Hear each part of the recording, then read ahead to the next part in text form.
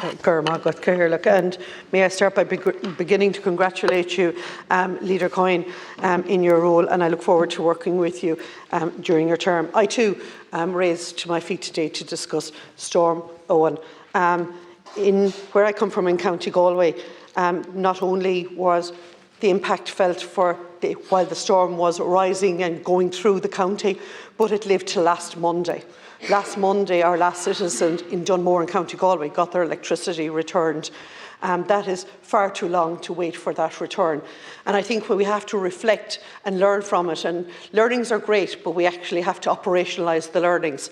That does not fall to one department or one minister. It falls to an awful lot of them. It falls to the responsibility of local government, social protection, communication and health. And while there was a whole coordinating absolutely in it, it also exposed how vulnerable and weak you can be within your communities.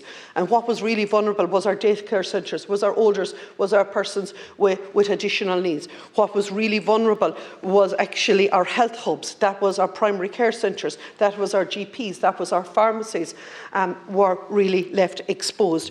And also what was exposed was our lack of community centres. Loughrea doesn't have a community centre. Kinvara doesn't have a community, it has a small community centre, but didn't have a PE hall that should have been able to support. And we saw in Dunmore that if they had the KVA, that the generator that they had in 1937, they would have been further on than they were in 2025. And I also seen on my own, up the road from me 10 miles, was Lower Town in Woodford. They only got their ESB back last week. It really exposed rural isolation. It really exposed people living alone.